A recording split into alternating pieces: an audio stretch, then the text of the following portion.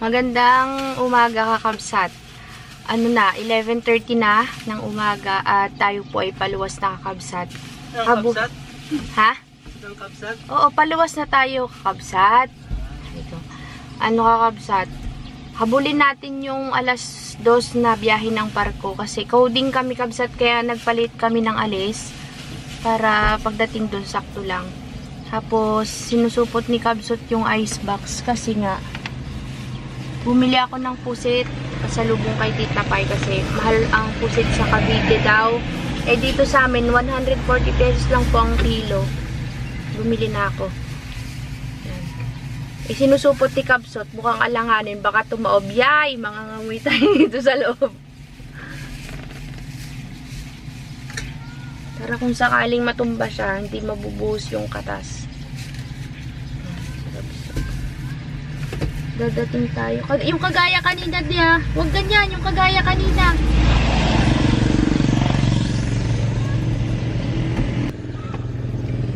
Sana mahabol natin yung alas 2 kasi medyo na-late kami ng pag-alis sa bahay. Kasi kakabsat, nag-ano pa ako, nag-edit pa ako, nag-cut ako ng pangalan nito nung vlog natin ni na Conrad sa Ilog. Para pagdating doon sa Cavite, re-review ko na lang. Ano masasabi mo, Kabsat? At ang biyahe po natin ngayon, kakabsat, ay maulan. Maulan ang ating pagbabiyahe. Pagas kasi kami. Kung alas 2 yung barko natin, darating tayo sa Batangas ng mga bandang alas 5 siguro maximum. Tapos, sa Jok na tayo dadaan, Kabsat. Kasi na, dire-diretso na tayo. Kita-kits po tayo sa barko. Sa port, Abradi Ilog Port. Okay? Kasi kakabsat, pagkagaling dito sa Sablayan hanggang sa Abradi Ilog Port, minsan kayang tapuhin ni Kabsat ng kulang-kulang na mga 2.5 hours. Pero pag nakamotor tayo noon, alas 7 tayo umalis ba yun? Alas 7 nga baga? Naabutan natin yung biyahe ng 11:30. Parang 8 na tayo umalis noon. 3 hours kasi pag sa motor eh. Oo, mga 2 oras lang yan. 3 hours. Palagay na natin 3 kasi umalis tayo sa bahay ng 11. Mga alas 12 na. Sakto lang yan, Kabsat. Abot tayo. Dito na, anong oras? Natatakpan ni Kuya. Hindi ko nakikita. 2 o'clock. Kakabili lang namin ng ticket at alas 2 po yung aming sasakyang barko. Parating pa lang daw. Ngayon, papunta na tayo dun sa port at tayo po ay pipila na. Tara na. Oo. Kasi baka mamaya mahaba yung pila. Dulong-dulo tayo para na sa ulan. Yung ulo ko parang may buti na lang. Sabi sa hindi na-delay yung barko eh. Kasi wala pa lumalabas sa mga bus. Wala kaming nasasalubong pala ng mga bus pabalik ng Sablayan. So, nakuha natin ng 2 oras na. 2 hours lang? 2 hours? Hindi, 2.5. Kasi 11:30, 12:30, 1:30. Hello, kakabsat. Nandito na tayo. Nakapag-arastre na kami. Ito sana yung magandang barko, Kabsat. Binibining ko ron. Kaso lang, under maintenance daw po yan. Kaya hindi yan yung sasakyan natin. Ito naman yung Roro Master pero 5 PM pa siya. Hindi yata yan yun. Sir, magandang hapon. Montenegro? Pasuyo po yung binayaran nyo ng 120. Yung pink day. Sir, makisuyo naman. Pasayin lang po sa Wala pa yung barko, Kabsat. Nasaan kaya yung barko? Meron na po, sir. Pirma lang po dito. Okay. Wala pa yung barko. Ba't na-delay? Thank you, sir. Hindi ko pa Pero nakikita. pasunod na lang kayo doon sa isang private po na yun, pangalawang pila kayo. Sa pangalang pila? Sa kabe yun, yung parang red. Akin na yan, de. Kaliwa po kayo.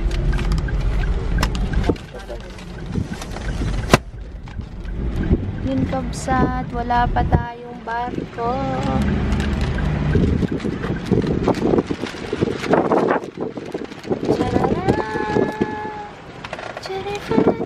Charifabal.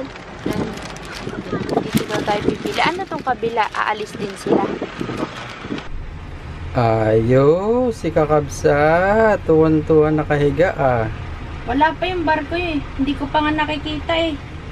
Dito talaga sa pick up na to. O sa van. Talagang pwede mo higaan. Ay, nakapag-stretching siya. Hindi katulad sa sasakyan kasi Pwede ka namang humiga kung Humiga kaya sasakyan lang. mo na kotse, yung medyo malaki.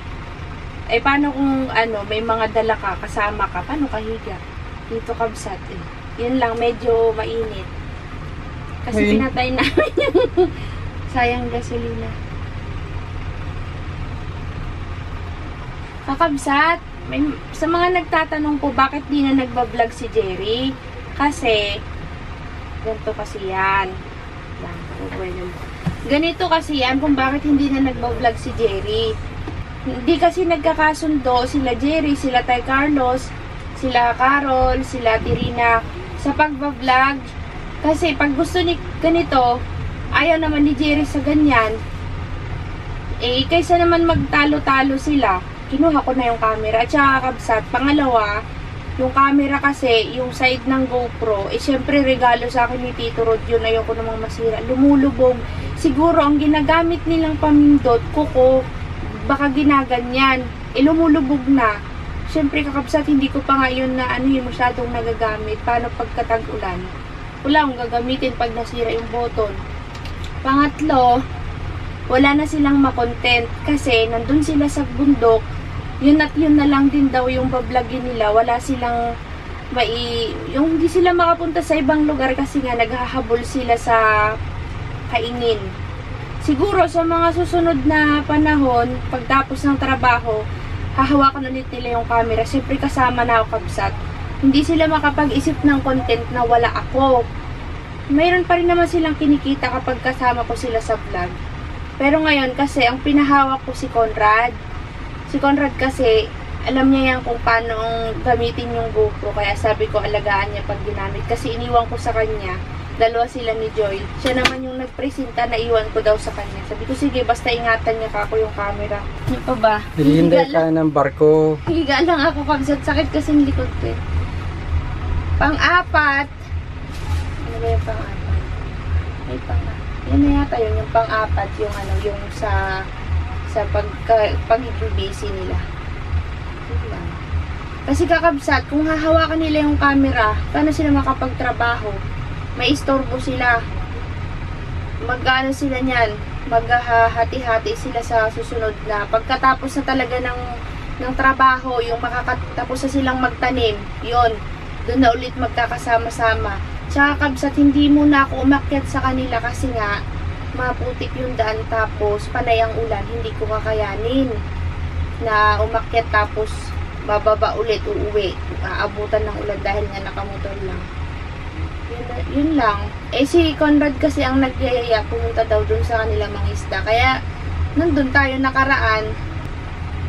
Pagdating natin sa Cavite, pahinga lang ng konti, tapos punta na ng Pampanga. Kasama natin sila Andoy, sila Ate Maya, tsaka si mother niya. Tayo doon hanggang last day na 31st, yung ikikremate na siya. So, ayun. Tapos uwian na. Yan po mga kakabsat, may pabaon po si nanay sa aming mga suman. Naubos na yung iba kanina, tsaka banana chips. Salamat sa aking mother dear. Ay, Sarap. parang nabanis na. Bakit iba na amoy? Pero hindi naman. Yun, pwede pa yan. Binigay ni nanay kagabi yan, ininit niya. Baka kasi mapanis.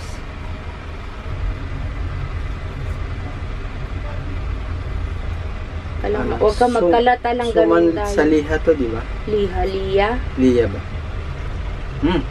Kailangan ng sauce. Andyan yung sauce. Lagyan mo ng sauce. Gutom tayo. Ako kumain na kanina. Kain ng kain habang nabiyahe. Para hindi tayo antukin.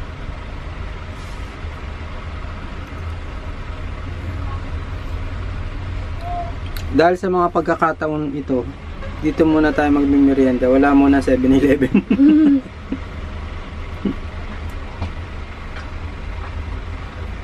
Dahil babiyahe pa ho tayo ng malayo.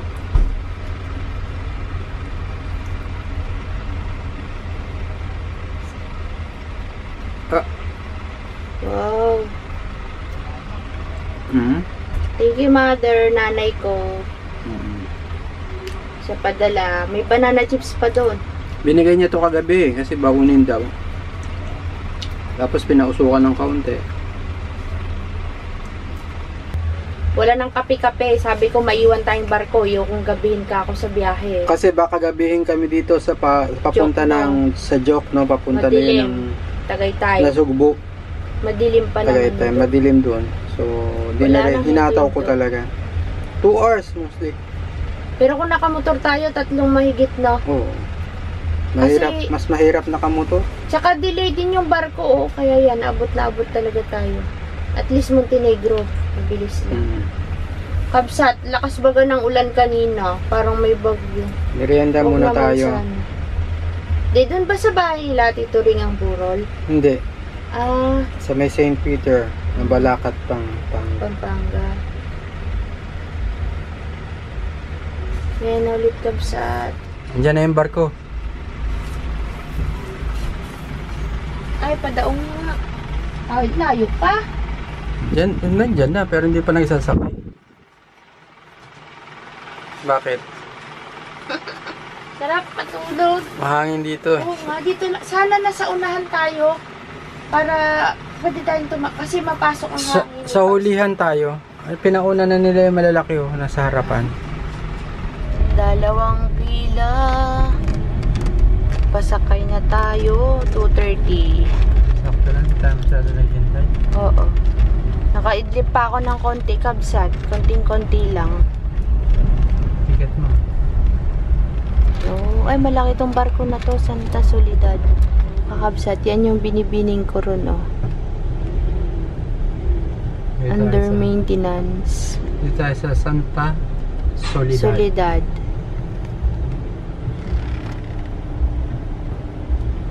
Low tide. Kaya pala mababa yung barko. Sabi ko, bakit parang iba yung barko? Pala low tide, Kabsat. O malayo. Mababa di. Tignan mo yung tubig dun, oh. Mababa, oh. Oo. Kasi dati umaano yun sa may gulong, nakaabot yung tubig. Mahampas sa gulong yung mga tubig. Ah, kaya pala. Eh, mas maganda yan kaysa yung nakaangat yung rampahan, di ba?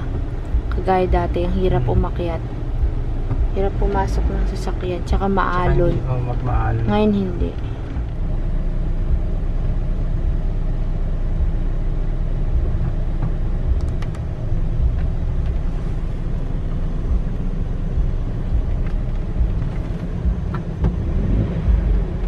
Wow.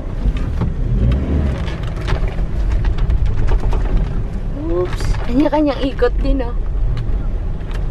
Saan kaya? Ang ganda dito sa gilid. Oo nga eh. Igigilid tayo din. Dahil sa maraming pasahero sa taas at habang nandito tayo sa likod, binabanatan niya ang kanyang pasalubong. Ay, isang sako naman yan. Sila Conrad kaya, kamusta yung kanila? Ang dami nun. Binabanatan niya po yung kanyang pasalubong na Indian mango. Yan. Bilang. Tinan mo nga kung ano pa, malutong. Malutong pa yan. Mahinog na, oh. Orange na. Oo. Diba? Tatikim lang.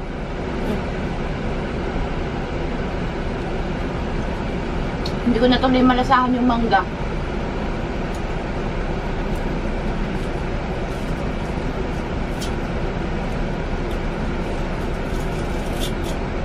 Sa sobrang maritis ko dun sa pagrampa natin din yung pag-akyat. Oh. Taas kasi, Kabsat. Taras. Salamat sa Panginoon. Nandito na tayo sa Batangas Port. 5:45 na. Hindi na tayo makakadaan sa favorite maruya na may buko juice. Kasi magabihin tayo na day. Diretso na tayo, Kabsat. Next time na lang pagpauwi na tayo. Kakabsat, sa haba ng biyahe, si Kakabsat hindi na nakapag-end ng vlog. Bagsak na. At kasama niya pa rin ang kanyang mahiwagang banig. Yan. Bukas na lang mga kakabsat, tudugtuan natin yung vlog. Kasi tulog na rin to, wala na akong may ibang vlog. Sige po, bye bye kakabsat. Kakabsat, gusto niyo bang makita si Kenzo? Naalala niyo pa si Kenzo? Yan na siya, ang laki na oh. Yung nagbigay sa atin dati kay, ano nga to, kay Kuling. Ang laki na. Layo ka nga, Enzo, para makita kung gaano ka nakalaki. Wow, binata na. Outfit check for today's video. Yan si Nanay. Saan mo pala to? Tara na, Kabsat. Tayo ay nauna pupunta po. ng Pampanga. Nay, Nanay lock, ni mag-lock. Enan. Nay, tara na, Nay. Alalayan mo sa taas, Jay, si Nanay. Tingin ko kayo. Ako na dito, Nay, sa tungkod. Dandahan lang. Dandahan. Mountog Bay. Doon si Nanay. Parang Reyna. Doon ka na sa ano? eh. Sa pom. Nay! Yung pa, Doon kayo. Ay, doon kayo! Matagtag dyan! Nay! Di Doon kayo. mahirapan. Dandahan lang, baka mauntog. Doon sa mesya! Ayaw daw niya. Ako dyan! Nalulula yan! Hindi, mami ay gaya. Mabiyasi nung mo doon. Mahirapan siya dyan sa ano. Kaya mo siya. Gusto niya yan. Oh. Sakay na. Si Antoy, baka maiwan. Antoy, ili ka na. Ayaw ni Nanay doon? Mamaya yan. Pagkasa. Bakit? Hindi ka bagay dyan. Ang laki mo. Dahil ka na doon. Walang aircon? Yan, nag-aulan na, dali. Sakay. Si Lawrence. Punta na kami Pampanga, Kabsat. Saan punta yun, so? Pampanga. Saan sa Pampanga? Ito? Ano na to? Ayun na. Oh, good luck. Ito oh. Si Andoy pala, si Andoy. Kakabsat, ito po yung... Di na ako nakapag-vlog kahapon nung after namin sumakay ni Nanay galing sa Cavite. Dito po kami sa St. Peter, Mabalacat. Ito po yung kinabukasan na Kabsat. Pupunta na kami sa... Saan na tayo pupunta ngayon? Sa crematorium. Sa crematorium. Kikremate Kabsat. Ayan na, tinatawag na tayo. Si Kuya Roland muna, de.